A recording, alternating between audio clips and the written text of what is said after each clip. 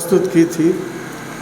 उस जहाँ तक मुझे याद आता है, शिव प्रकाश जी भी थे उसमें, विभूति नारायण राय जी थे, नामवर जी, काशीनाथ सिंह, बड़ी हस्तियाँ थीं। उस कार्यक्रम का संचालन मैंने ही किया था, मैं भी था। तो वो यादें बार बार संदर्भ आने पर कौंध रही थी। डॉक्टर नामवर सिंह के व्यक्तित्व में उनके 3 रूप सामने आते हैं हमारी समझ से। एक तो हैं ब्रांड नामवर सिंह, ब्रांड नामवर सिंह। दूसरे हैं समर्थ आलोचक नामवर सिंह। और एक तीसरा रूप जो है वो पब्लिक इंटेलेक्चुअल नामवर सिंह। ये 3 रूप हैं नामवर सिंह के। इन तीनों पर बात जब होगी कायदे से, तब हम नामवर सिंह को बहुत हद तक समझ पाएंगे। जो बात होती है कि नामवर सिंह बहुत लोकप्रिय थे।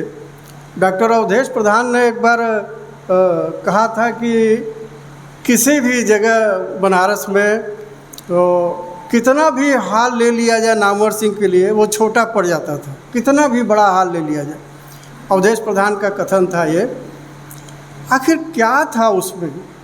उनके व्यक्तित्व या उनकी वाग्मिता जो थी, मैं कहूँगा कि नामवर सिंह हिंदी के प्रज्ञा पुरुष थे। गजब की वाग्मिता। कभी अगर अपनी कविता का पाठ करें तो लोग जुट जाते हैं, जुटते जाते हैं, लेकिन आलोचक अगर बोलने लगे तो लोग घटते जाते हैं। उनके पहले यही स्थिति थी। कम होते जाते थे कि अरे वो इतना रूखा था, यह क्षेत्र इतना नीरस था, इतना रूखा था। नामवर ने उसको सजल बना दिया, सरस बना दिया, युक्त युक्त बना दिया, प्रासंगिक बना दिया, महत्वपूर्ण बना दिया। ये नामवर की ताकत थी और उनकी वाग्मिता ने इसमें बहुत बड़ा योगदान दिया। बोलने की जो शक्ति थी, क्षमता थी, प्रवाह था, जैसे लगता था कि कोई नदी बह रही है और उसकी लहरें होती हैं ना, उठती हैं, गिरती हैं। जैसे कविता का कोई छंद होता है, आरोह अवरोह, उस तरह नामवर जी बोलते थे और पाठकों को श्रोताओं को बांधते चले जाते थे, मंत्रमुग्ध कर देते थे। कई बार ऐसा भी हुआ, हम लोगों ने देखा है कि संस्कृत के बड़े बड़े आचार्य बैठे हैं मंच पर और संगोष्ठी हो रही है, उसमें हिंदी के अकेले नामवर सिंह हैं। लेकिन जब गोष्ठी में नामवर सिंह बोलते हैं तो और कोई दिखता ही नहीं है, वो नामवर जी का ही जो आलोक वलय है वही दिखता है। क्या जादू था। मीर का एक शेर है कि वो आए बज़्म में इतना तो मीर ने देखा, वो आए बज़्म में इतना तो मीर ने देखा, फिर उसके बाद चरागों में रोशनी न रही। तो ये नामवर सिंह थे। जब बोलते थे तो सुनने वालों को अभिमान होता था कि नामवर हैं, हिंदी के हैं हमारे। तो वो नामवर हिंदी के हित का अभिमान था। वो नामवर जी थे और ऐसे ही नहीं बन गए थे वो। उसके भीतर उनकी साधना थी। काशीनाथ सिंह ने अभी जो 3 दिनों का जिसका जिक्र शिव प्रकाश शुक्ल जी कर रहे थे, उस अधिवेशन में नामवर सिंह ने संस्मरण सुनाया था और ये बात बताई थी पहली बार कि नामवर सिंह जब बनारस छोड़ने लगे तो अपना परिवार छोड़ते हुए निर्वाण प्राप्त कर लिया था परिवार से और पूरी तरह साहित्य को समर्पित हो गए थे। दिन रात पढ़ना लिखना, और वे शब्दों के ही वो आलोचक नहीं थे, वो समाज के भी आलोचक थे, वो समय के भी आलोचक थे। तीनों के आलोचक नामवर सिंह थे।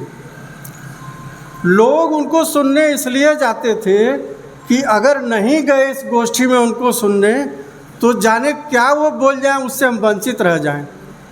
एक ये मन में रहता था सबके, चलिए यार देखते हैं। भले कुछ लोग बोलने सुनने के बाद कहते हैं कि आज तो कुछ खास बोले नहीं नामवर सिंह, फिर दूसरी गोष्ठी में पहुंच जाते थे। मुक्तिबोध कहते हैं ना कि और मैं और गहरे उतरना चाहता हूँ, जाने क्या मिल जाए।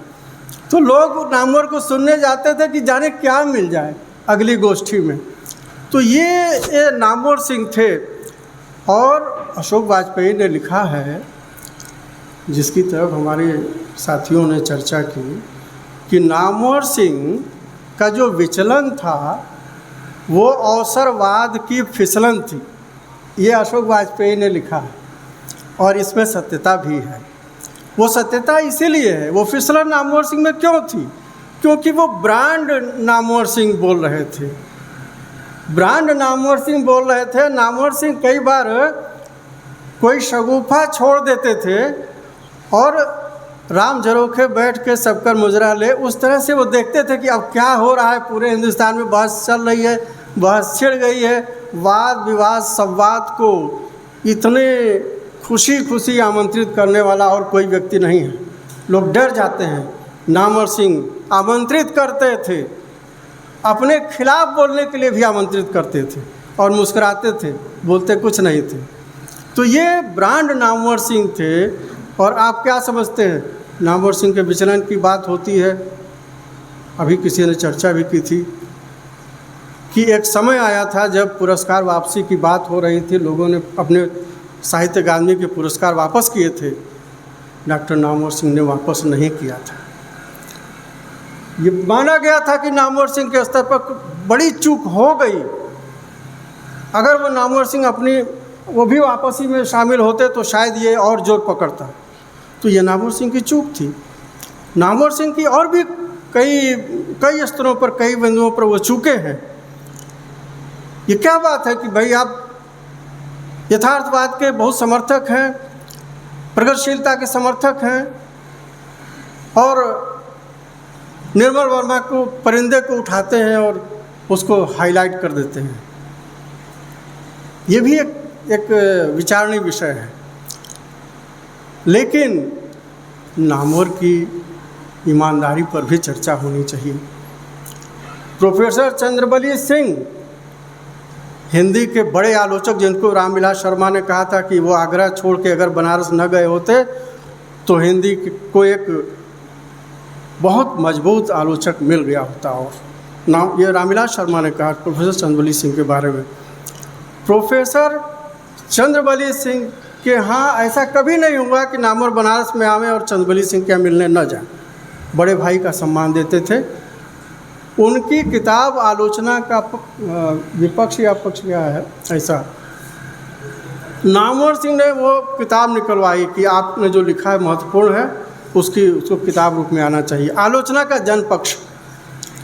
लेकिन उसकी भूमिका लिखते हुए आप सोचिए, ये है, नामवर सिंह ने खाली एक शब्द का प्रयोग किया, चंद्रबली सिंह उनके अनन्य। लेकिन जब आलोचक के रूप में बैठे वो, तो उन्होंने कहा कि प्रोफेसर चंद्रबली सिंह की भाषा बुकिश है। ये लिखा है कि चंद्रबली सिंह की भाषा बुकिश है, मतलब किताबी है। एक शब्द कह दिया और बाकी 4-5 पेज लिखा नामवर सिंह ने, वो बस हो गया काम, बस हो गया। प्रोफेसर बच्चन सिंह शिमला विश्वविद्यालय के वाइस चांसलर थे, बहुत सफल अध्यापक थे, विद्वान भी थे। उनके संजय राय जी हंस रहे हैं, उनके जन्मदिन पर कार्यक्रम था। प्रोफेसर बच्चन सिंह जी सम्मानित और बड़ा उस समय तपे हुए थे, बड़ा नाम था। काशी में तमाम विद्वान आए। नामवर सिंह से उम्मीद कर रहे थे बच्चन सिंह की हमारी आज तो तारीफ करेंगे ही नामवर। नामवर सिंह ने कहा कि बच्चन सिंह ने कोई आलोचना नहीं लिखी, साहित्य का कोई काम नहीं किया। अब बताइए साहब, सन्न रह गई पूरी सभा। बच्चन सिंह सदमे में सन्न रह गए। ये क्या बात है? ये न्याय की कुर्सी पर बैठे थे नामवर सिंह उस दिन, जब वो कह रहे थे कि बच्चन सिंह ने साहित्य के लिए कुछ नहीं रचा। इस नामवर को भी देखना चाहिए, इस नामवर को भी देखना चाहिए कि आखिर क्या बात है। पुरुषोत्तम अग्रवाल कि जो किताब आई दिल्ली में उसका लोकार्पण था और उसके 2 दिन पहले तक पुरुषोत्तम अग्रवाल की बड़ी तारीफ़ किया नामवर सिंह ने कि बड़ा अच्छा किए तुम ये किताब लिखे। और जब उस किताब के लोकार्पण में आए तो किताब को धो दिया, किताब को धो दिए नामवर। पुरुषोत्तम जी खुद बताए, ये शिवप्रकाश जी ठीक कह रहे हैं, उस गोष्ठी में मैं भी था। तो वो कह रहे थे कि मैं तो चकित था मैं तो चकित था। तो नामवर के इर्द गिर्द रहने वाले भी नामवर से भय खाते थे कि यह आदमी पता नहीं क्या कह देगा। इतनी मजबूत भी थे नामवर भीतर से, ऐसा नहीं लिजलिजे नहीं थे नामवर, मजबूत थे। तो इस तरह से यह जो कई बार ऐसा भी होता था कि वो जो है वो जो वही जो पहले हम बात कर रहे हैं कि ब्रांड नामवर को धार देने के लिए भी कई बार वो पटक देते थे लोगों को, जबकि वो पटकने लायक होते नहीं थे, लेकिन पटक देते थे क्योंकि उनको अपने ब्रांड की चिंता थी। नामवर को अपने ब्रांड की चिंता थी कि हाँ ये लोग ना सोचें कि नामवर बुझ गए। अरे पटकनी देते थे मंच से एकदम, तो लोग अरे यार नामवर तो फिर जी तो जग गए यार। तो वो सोए कभी नहीं, नामवर सोए नहीं। नामवर सिंह एक सयाने आलोचक थे हिंदी के, उतना सयाना आलोचक नहीं हुआ। रामविलास शर्मा जितना व्यापक उनका लेखन नहीं है। ये सही बात है कि डॉक्टर राम विलास शर्मा ने जो लिखा है इतिहास पर, संस्कृत पर, साहित्य पर, समाज पर, राजनीति पर, माने उस दौर में राहुल सांकृत्यायन और रामविलास शर्मा यही तो 2 दिखते थे। लेकिन आपको बताएं कि नामवर सिंह सयाने थे। कई बार महाभारत में एक आता है कथन ना कि अर्जुन धनुर्धर था बड़ा ज़रूर, लेकिन द्रोणाचार्य सामने आ गए, लेकिन उस दिन दूसरे को मारना था। तो अर्जुन अब सामने आ गए तो अर्जुन तो धनुर्धर, वो द्रोणाचार्य से भिड़ना चाहते थे। तो श्री कृष्ण ने उनको कहा कि अरे आज तो उसको मारना ज़रूरी है, ये तो आपके गुरु हैं, इनसे किसी तरह से बगल से निकल जाओ। तो उन्होंने अर्जुन ने एक तीर और गुरुवर के चरणों में मारा, प्रणाम किया उसी तीर से और बगल से होकर निकल गए। द्रोणाचार्य समझ गए कि आज ये हमसे नहीं भिड़ेगा, इसको कोई और काम करना है। नामवर भी सीधे सीधे कई बार रामविलास शर्मा से टकराए नहीं, बगल से निकल गए। सयाने थे, समझदार थे सयाने थे, चालाक उसको थोड़ा हल्का शब्द है, सयाने में कह रहा हूँ इसीलिए साहित्य में। तो ये ब्रांड नामवर को उन्होंने बचाया। और जो कहा गया ये सही बात है कि जब आप किसी भी प्रकाशक की गोद में बैठोगे तो आपका क्षरण होगा, तय है। नामवर का भी वहाँ क्षरण होने लगा था, बाद में तो उन्होंने देखा। दूसरा जो एक रूप है उनका श्रेष्ठ आलोचक का, जिसको हमने कहा, ये तो ब्रांड नामवर हो गए। श्रेष्ठ आलोचक के रूप में छायावाद पर जो नामवर सिंह ने लिख दिया, क्या गजब का लिखा है। वो माना जाता है, लोग जानकार मानते हैं कि छायावाद पर जो उनकी किताब है वो आलोचक नामवर के रूप में बहुत महत्वपूर्ण किताब है। उसके बाद कविता के नए प्रतिमान किताब आती है जिसमें वो तमाम चीज़ों की व्याख्या करते हैं। और आप सोचिए कि जिस नागार्जुन को, केदारनाथ अग्रवाल को, त्रिलोचन को, शमशेर को आलोचना में और प्रगतिशील पूरे ये जो उन्होंने नामवर जी ने प्रस्तुत किया, प्रगतिशील साहित्य को, प्रेमचंद को, नागार्जुन को, केदारनाथ अग्रवाल, त्रिलोचन, शमशेर और बाद में केदारनाथ सिंह, ये जो कहकशां है, ये जो झिलमिल सितारे दिखते थे प्रगतिशील आंदोलन के उभरे हुए सितारे, इनकी आभा में नामवर सिंह की भी आभा शामिल है। नामवर सिंह ने ये दिखाया, ये स्क्रीन पर ला दिया प्रगतिशील साहित्य को, प्रगतिशील रचनाकारों की एक पूरी कहकशां दिखाई लोगों को कि ये देखिए ये साहित्य है, विचारधारा से संपन्न साहित्य है, समाज के लिए उपयोगी साहित्य है, आपको दिशा देगा, आपकी रक्षा करेगा।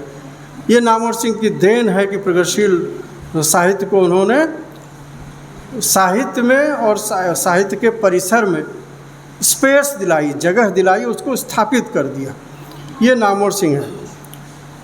लेकिन जिस विचलन की बात होती है, अभी संचालक हमारे भाई राम नरेश राम जी ने जिस चीज़ की चर्चा की, वो गोरखपुर का जो वो की संगोष्ठी थी 1996 में संगोष्ठी हुई गोरखपुर में। प्रेमचंद, दलित साहित्य और प्रेमचंद,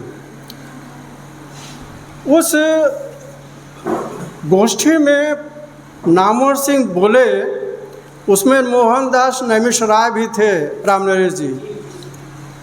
नामवर सिंह क्या कहे कि साहित्य कोई राजनीति नहीं जिसमें आरक्षण मिले। यह नामवर सिंह का वाक्य मैं कोट कर रहा हूँ। साहित्य कोई राजनीति नहीं जिसमें आरक्षण मिले।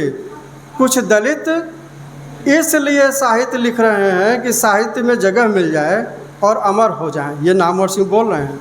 कुछ दलित इसलिए साहित्य लिख रहे हैं कि साहित्य में जगह मिल जाए और वो अमर हो जाएं, जबकि ऐसा नहीं है।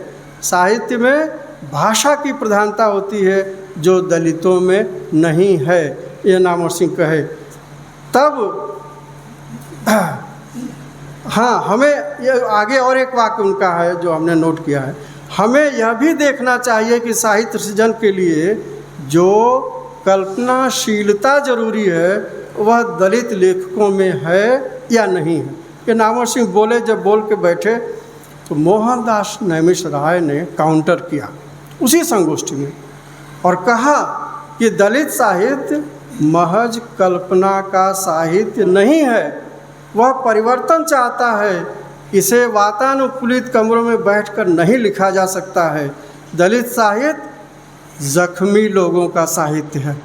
ये मोहनदास नैमिषराय ने कहा था कि दलित साहित्य जख्मी लोगों का साहित्य है। सहानुभूतिवश लिखे गए साहित्य को हम दलित साहित्य कैसे मान लें जब तक उसमें चेतना न हो उससे जुड़ी हुई।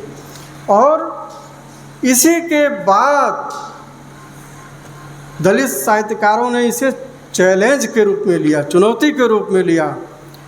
और रणसुभे जी को आप जानते होंगे, बड़े दलित, उन्होंने दलित सौंदर्य शास्त्र पर किताबें लिखी। उनकी 3 किताबें आईं। कमल भारती ने दलित सौंदर्य शास्त्र पर लिखा, बहुत लिखा, पत्रिकाओं में भी लिखा, जमकर लिखा और तार्किक ढंग से जवाब दिया नामवर सिंह का या नामवर सिंह जैसे लोगों की विचारधारा का। और उसके बरक्स ओम प्रकाश वाल्मीकि का जब जूठन आया है तो सारा दूध का दूध पानी का पानी हो गया है।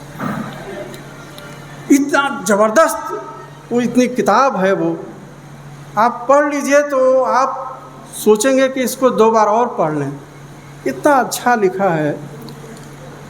तो एक नज़रिया होता है कि कैसे। अब मैं एक और चीज़ आपको बताता हूँ, बहुत चीज़ जिसकी चर्चा नहीं हुई है। आखिर दलित साहित्य के बारे में जिसको प्रोफेसर आशुतोष कुमार ने, जो JNU के हैं, उन्होंने कहा है कि ये नामवर सिंह की आलोचना का ब्लैक स्पॉट है दलित साहित्य और स्त्री विमर्श के बारे में। उन्होंने उनका जो वक्तव्य है, अब इसमें सवाल ये आता है, हम ये जांचें कि नामवर सिंह का नज़रिया दलित साहित्य के प्रति ये क्यों है। क्या वो जानबूझकर अपमानित करने के लिए कह रहे हैं? नहीं नहीं नहीं नहीं, उनकी एक डिग्निटी थी। नामवर सिंह ऐसा इसलिए बोल रहे हैं, ये बहुत बारीक बात है, इस पर हमने चिंतन किया खुद, तो ये पाया कि नामवर सिंह ने मार्क्सवादी आलोचक होते हुए भी अपने को डी क्लास कर लिया हो भले, लेकिन डिकास्ट नहीं कर पाए थे, डिकास्ट नहीं कर पाए थे। जाति उनके ऊपर एक मन के अंतस्तर में छिपी हुई थी, जो लखनऊ अधिवेशन में प्रकट हुई थी। और नामवर सिंह ने यह कहा, मंच से कहा, कि अगर इसी तरह आरक्षण चलता रहा तो ठाकुरों के बच्चे और ठाकुर पंडितों के लड़के कटोरा लेके भीख मांगेंगे। ये नामवर सिंह का बड़ी आलोचना हुई थी नामवर सिंह की। उस पर वीरेंद्र यादव जी ने भी टिप्पणी लिखी, बहुत लोगों ने लिखी थी। और मूलचंद सोनकर जिनकी बात हो रही थी, उन्होंने तो एक किताब ही लिख डाली प्रतिकार में, उसके जवाब में लिखा था। तो ये जो चीज़ें हैं, इस पर भी बात होनी चाहिए कि उनका जो संघर्ष था उसके कहाँ कहाँ बॉटल नेक्स है, जिसको अंग्रेजी में बॉटल नेक्स कहते हैं, वो उस पर भी विचार होना चाहिए। अब तीसरी बात मैं कह दूं, ये तो ब्रांड नामवर हो गए, श्रेष्ठ आलोचक नामवर हो गए। अब तीसरी बात, जो पब्लिक इंटेलेक्चुअल नामवर हैं, मैं आज कहता हूँ कि ये दोनों नामवर जिस दिन अगर ख़त्म भी हो जाएंगे, आलोचक नामवर और ब्रांड नामवर अगर ख़त्म भी हो जाएं, तो पब्लिक इंटेलेक्चुअल जो नामवर है वो बचा रहेगा। पब्लिक इंटेलेक्चुअल जो नामवर है वो बचा रहेगा। क्यों बचा रहेगा? क्योंकि उनकी उंगलियां समय के नब्ज पर थीं, समाज को वो बूझ रहे थे, और पूरी दुनिया में जो दुरभिसंधियाँ चल रही थी, जो साजिशें चल रही थी, जो मूवमेंट चल रहे थे, जो फांसीवाद चल रहा था, उस पर नामवर की जितनी पैनी निगाह थी उतनी हिंदुस्तान में किसी की नहीं थी। वो मार्क्सवादी लोगों की रही हो, लेकिन किसी आलोचक की तो नहीं थी।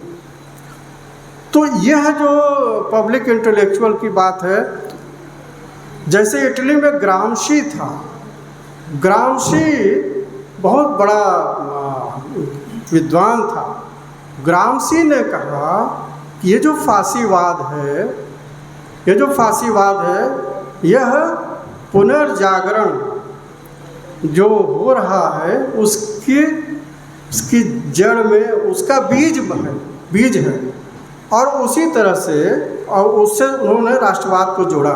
नामवर सिंह ने भी कहा कि ये जो फांसीवाद आज आ रहा है, ये 2-4 सालों में नहीं आया है।